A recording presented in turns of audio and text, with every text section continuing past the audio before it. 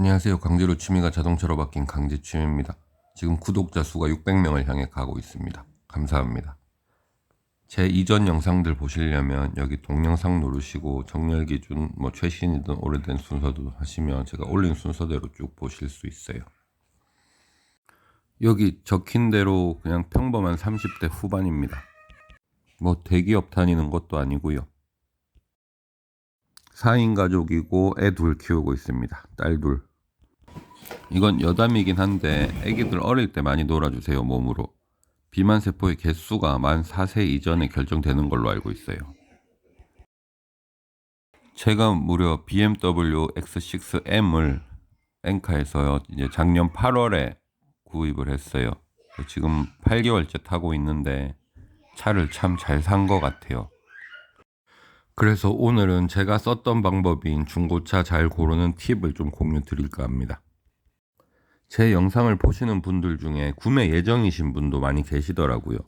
그래서 그분들께 좀 도움을 드리고자 계속 요 컨텐츠를 만들어야지 했었는데, 제가 1월 1일부터 다이어트를 시작해가지고 뱃살은 좀 빠졌는데 영상을 못 만들었어요. 제가 좀 선택적 집중을 하는 편이라서 여러 가지를 한 번에 못해요. 그러다가 오늘 삼순 캐시라고 하시는 분께서 좀 통화를 할 수 있냐고 댓글을 주셨어요. 어제네요. 그래서 이제 댓글로 주시면 답변을 드리겠다라고 하니까 요 구매 예정인데 좀 중고차를 잘 고르는 팁을 좀 알고 싶다 이렇게 댓글을 남겨주셔서 영상 만들게 됐어요. 계속 미루고 있었는데 모티베이션이 됐죠. 감사드립니다. 댓글 많이 주세요. 저 댓글 읽는 게 너무 재밌어요. 요 영상은 제가 도움을 드리고자 만드는 영상이라서 좀 길어질 수도 있을 것 같아요. 끝까지 보시는 분이 몇 분 안 계시겠지만 미리 감사드립니다. 제가 요거를 이바디 오픈 채팅방에도 도움을 좀 구했었는데, 일단 현대차 작업복 입고 가면 일단 먹고 들어간답니다. 일단 가장 먼저 하실 거는 유종을 선택해야 돼요. 휘발유를 탈 건지 디젤을 탈 건지. 경유랑 휘발유 차이를 모르시는 분들이 계실 텐데 요게 그렇게 간단한 문제는 아니에요.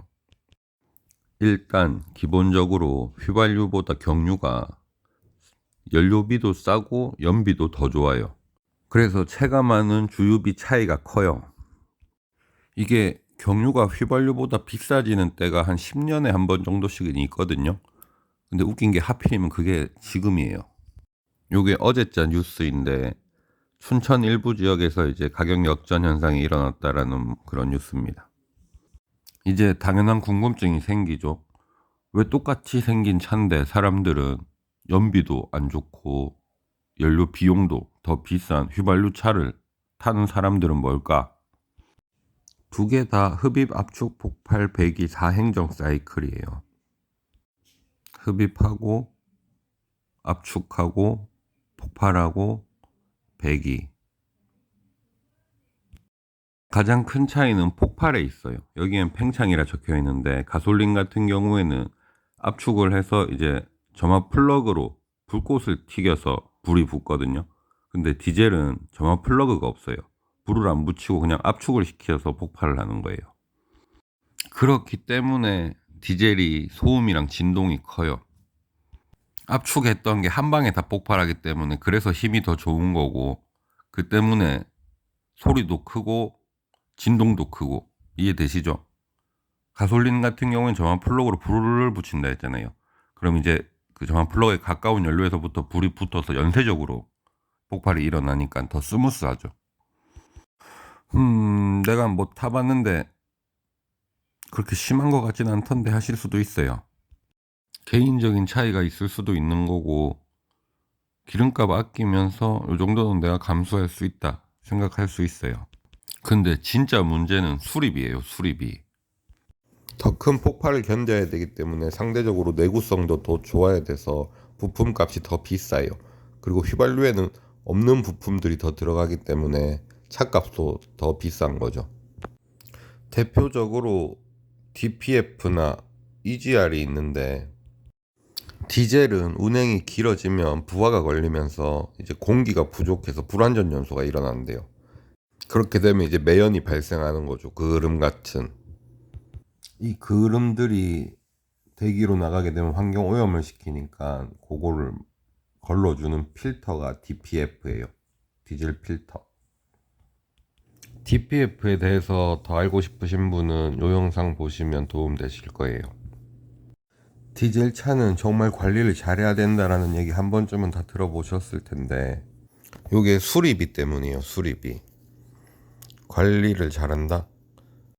물에 안 빠져 죽으려면 어떻게 해야 돼요? 평소에 수영을 열심히 배워 놓는다? 제 생각은 가장 확실한 방법은 물가 근처에도 안 가는 거예요. DPF가 없으면 DPF가 고장날 일이 없겠죠. 닥신TV 다들 아시죠?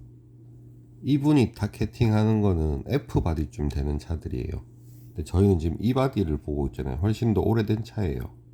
제가 E바디를 산 여러 가지 이유가 있지만 그 중에 하나가 F바디랑 디자인 차이가 별로 없다는 것도 있어요.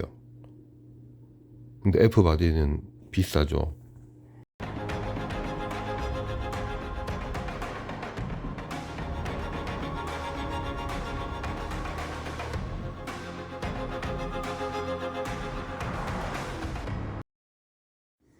저는 E71 같은 경우에는 디젤을 그렇게 추천해드리고 싶진 않아요. 수리비 때문에요. 닥신님 같은 경우에는 아까 말씀드렸다시피 F바디급을 기준으로 보기 때문에 저희랑은 좀 해당 사항 비교하기가 좀 애매한 것 같아요. 닥신님의 기준을 적용할 수는 없을 것 같고, 야너두님 같은 경우는 디젤 타시지만 기변을 빨리 하시잖아요. 디젤은 제가 지금 말씀드리기 애매한 게 연간 주행이 한 2.5만 킬로, 최소 2만 킬로 이상인 분들이 타신다고 하면 괜찮다고 생각을 해요. 그래야 DPF 재생이 일어나거든요.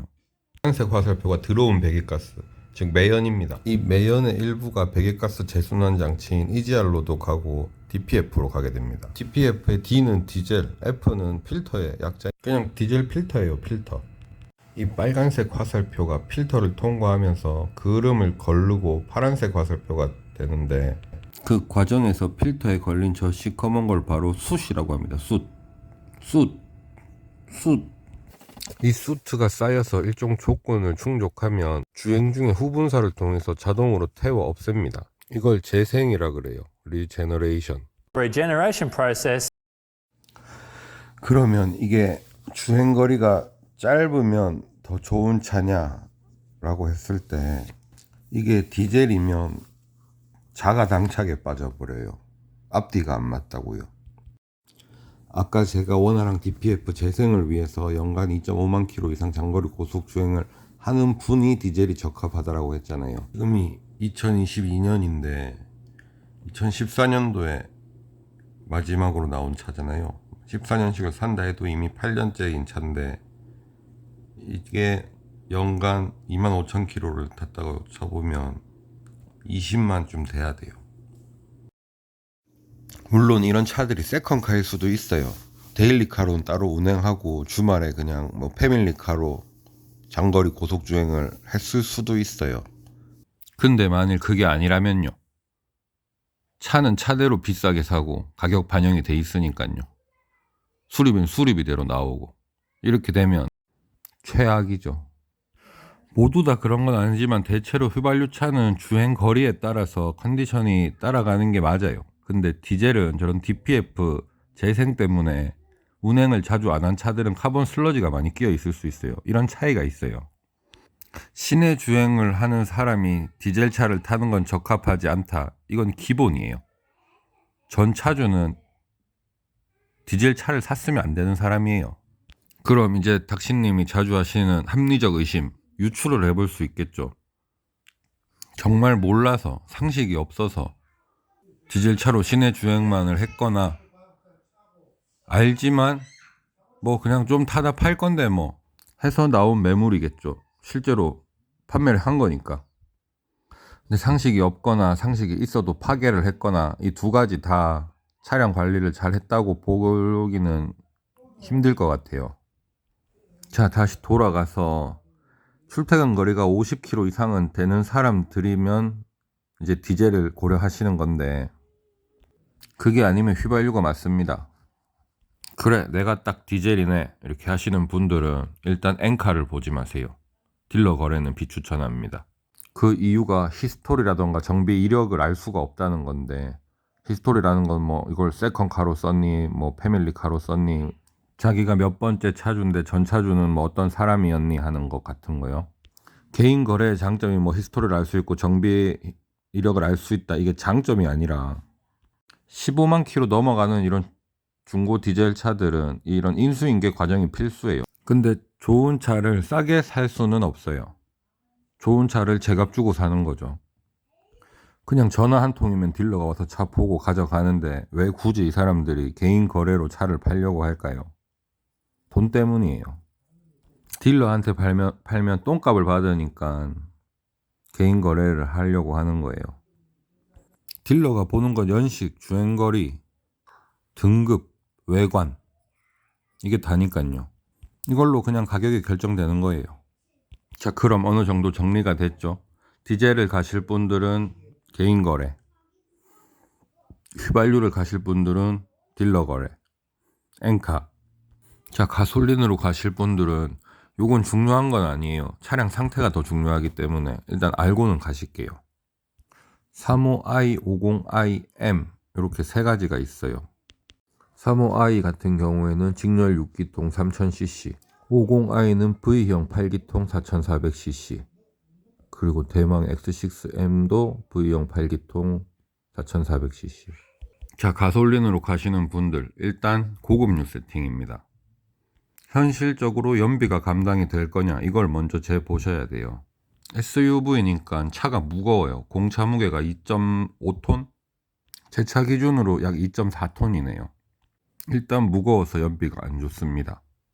그리고 자동 변속기, 전부 다 자동 변속기니까 또 연비가 안 좋습니다. 아까 보신 대로 35i 같은 경우는 직렬 6기통이라서 기름이 조금 덜 먹고, V형 8기통 같은 경우는 기름을 더 먹습니다. 50i나 X6M.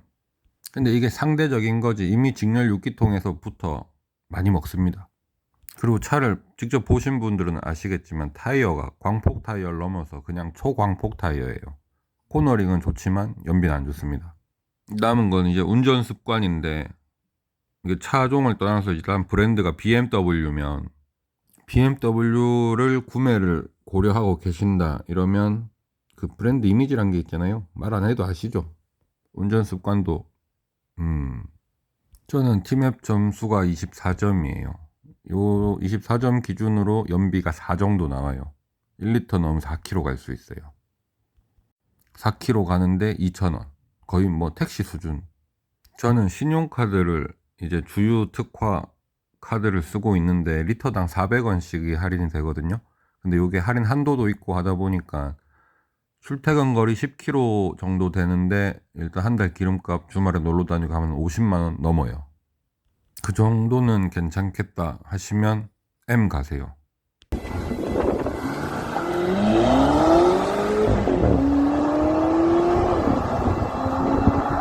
저는 기름값이 좀 부담스러워서 모닝이랑 2대를 돌리거든요. 그래서 한 달에 한 25만 원 정도 기름값 유지하면서 조절하면서 타고 있어요.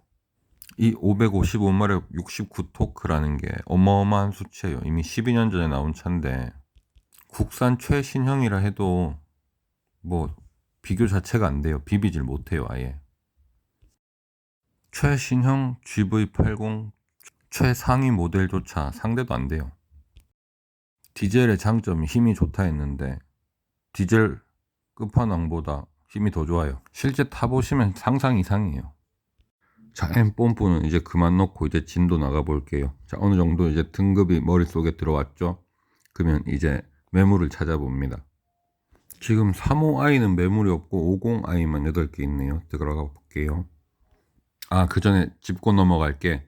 닥시님 같은 경우에는 안 좋은 차들을 그러니까 걸러내잖아요. 그 중에 좋은 차도 있을 수도 있지만 버리는 건데, 우리는 그 버린 것 중에 좋은 차를 고르는 거예요. 왜 그러냐면 그렇게 해야 싸거든요.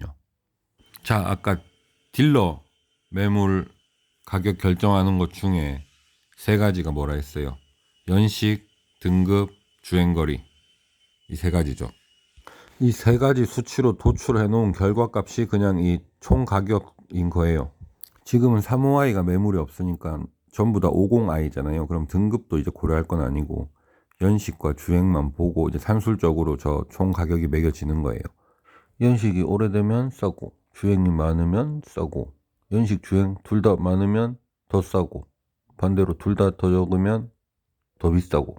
아까 요 차는 관리가 중요한데 딜러들은 관리 내역을 안 본다 했잖아요.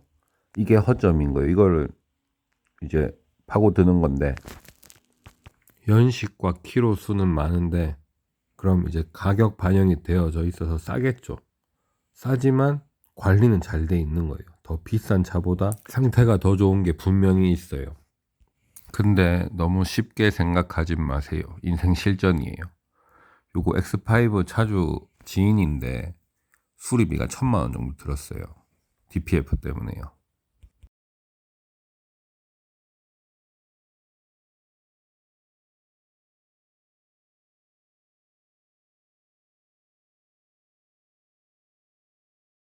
그럼 이제 본론인데 우리는 발품을 팔아야 돼요. 방구석 전문가님들께서 소거해서 놓친 좋은 관리 잘 된 좋은 차를 골라내는 거예요. 그러기 위해선 차를 가서 봐야 돼요. 지역을 보세요. 지역을 봐서 내 주변에 가장 가까운 차가 뭐가 있나를 먼저 보세요. 저는 울산이니까 이제 부산이 나오네요. 그리고 어느 지역에 X6 매물이 가장 많이 있나 그걸 보세요. 지금은 경기도에 많이 있네요. 이거 아마 다 수원이네요. 수원. 일단 가장 가까이 있는 매물을 보러 가세요. 일단 보러 가세요.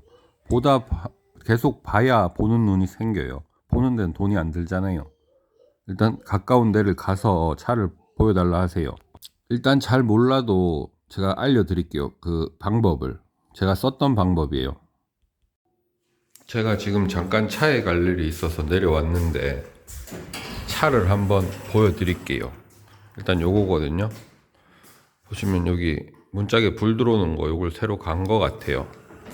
원래 이렇게 선명하진 않을 거거든요. 오래됐으니까. 그리고 일단 보시면 휠이 F바디 휠이에요.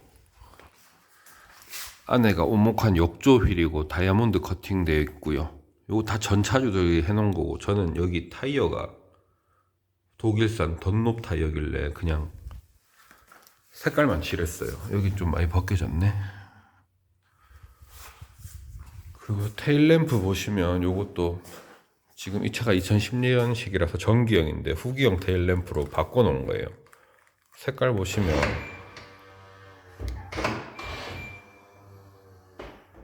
선명도가 좀 달라요. 그리고 리어 스포일러 이것도 돈을 줘야 할 수 있는 거고 그 옆에도 이게 달린 거예요.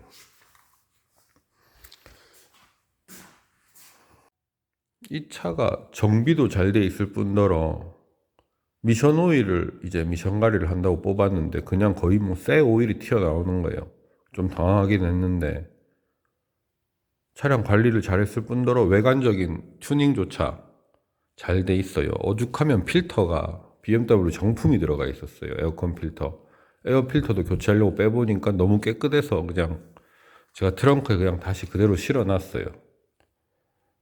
이건 잘 샀어요. 그러니까 이 정도를 다 제가 알고 산 건 아닌데 그냥 운이 좋았을 뿐이죠. 23만 킬로를 10년 동안 탔으니까 연 2.3만 타는 사람이 휘발유를 또 고급 휘발유를 탔다라는 것만으로 그냥 아 차주가 좀 돈이 많았구나, 차에 아낌이 없었겠구나 이런 유추를 했어요. 그리고 제가 몇 번 말씀드렸는데 그라포빅 한 1,000만 원 정도 하는 거예요. 배기가 구조 변경까지 승인 완료돼 있고요. 합법적으로. 그리고 지금 제가 추가적으로 헤드라이트를 테일램프는 바뀌었는데 헤드라이트는 지금 구형이거든요. 그래서 요거를 후기형 헤드라이트 LED로 바꾸려고 제가 번개장터에서 주문을 했어요. 그거 나오면 장착해서 한번 비교해 드릴게요. 아마 더 새 차 같아질 것 같아요. 그냥 제가 내려온 김에 영상까지 다 찍을게요. 차 이제 실전편. 중고차를 보러 가셔도 뭐 이렇게 주차장에 차가 주차되어 있을 거예요. 그러면 이제 딜러가 키를 줄 거예요. 이바디 키가 이렇게 생겼거든요. 여기 가운데를 누르면 차 문이 열려요. 죄송해요, 잠겨요. 위에 걸 누르면 차 문이 열려요. 오케이. 이렇게 차 문을 열고 일단 차를 타시기 전에 타이어를 먼저 보세요.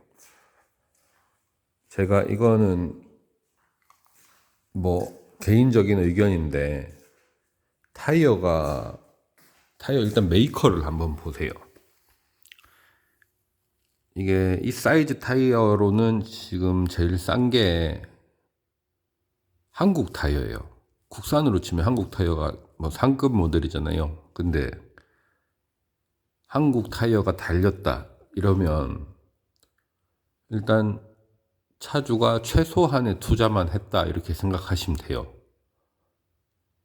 요 위로는 제 차 같은 경우는 지금 던롭이 달려있고 뭐 미쉐린이라던가 아까 보셨던 피렐리 이 정도 타이어는 꼽혀 있어야 차주가 그래도 차에 관심이 있었구나 이렇게 생각을 하는 게 맞는 것 같아요.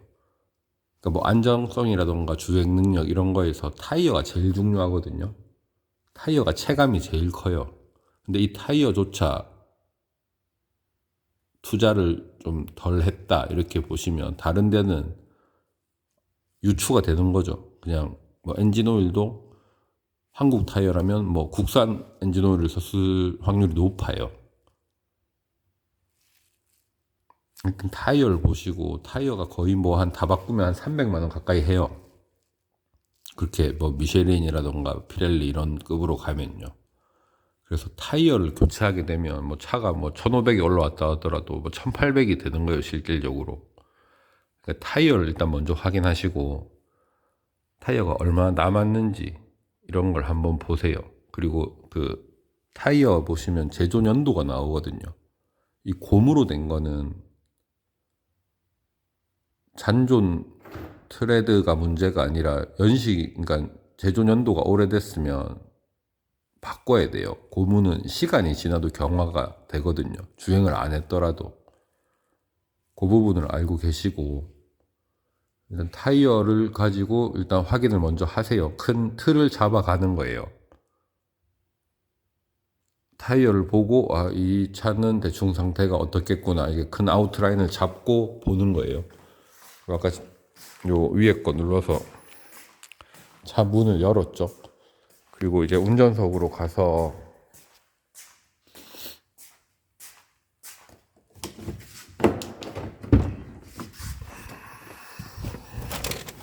핸들 오른쪽 보시면 여기 구멍이 있어요.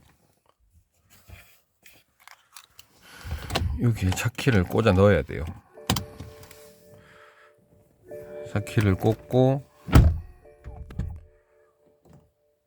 여기 버튼을 스타트 버튼 한번 누르세요.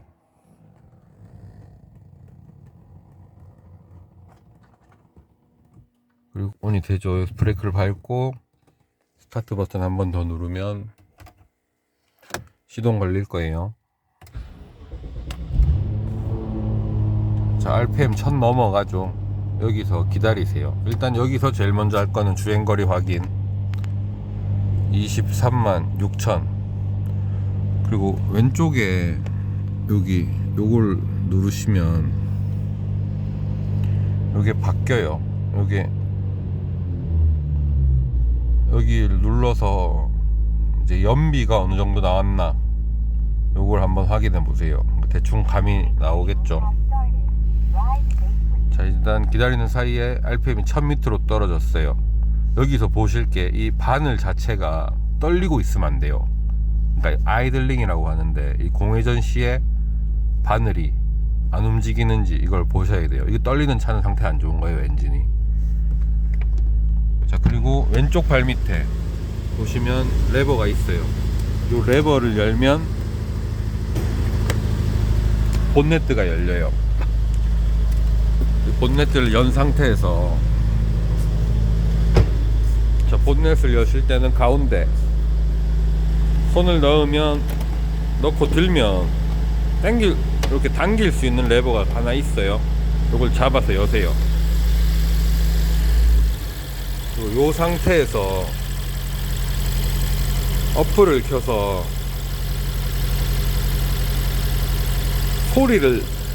소음을 측정할 수 있는 어플이 있어요. 소음 어플을 깔려있나 모르겠네.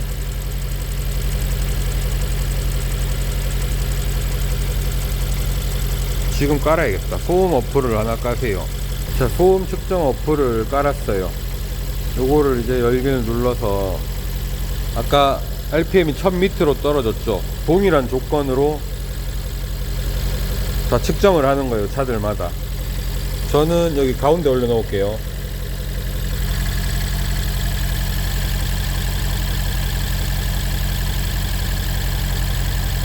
이렇게 70 초반이 나오죠.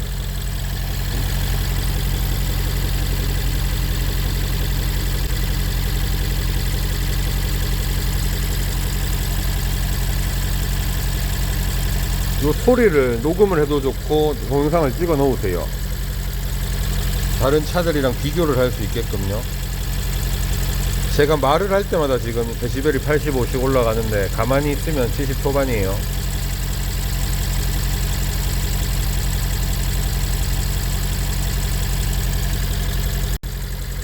자, 그리고 또 뭘 하냐, 엔진 볼 때 저희가 소음을 중요시하지만 진동도 중요하게 보잖아요. 그럼 이제 진동을 보는 어플을 깔 거예요. 지진계를 깔면 돼요.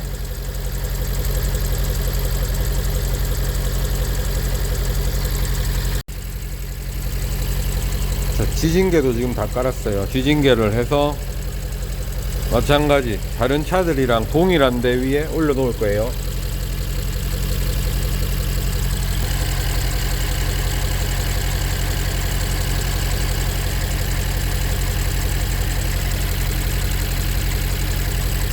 진동이 거의 없어요. 요거를 제가 예전에 엔카 프리미엄 진단을 받았을 때도 이렇게 세 가지 방향으로 측정을 하더라고요. 자, 엔진은 이렇게 소음계하고 지진계 요 두 가지 어플로 그냥 데이터를 따 놓으세요. 어디 메모를 해 놓으세요. 이 차가 얼마짜리고 몇 년식이고 주행이 얼마고 측정값은 얼마다. 엔진은 그렇게 체크하시고 그 다음에 차를 타셔가지고 미션을 볼 거예요. P인 상태에서 브레이크를 밟고 D로 바꿔볼게요.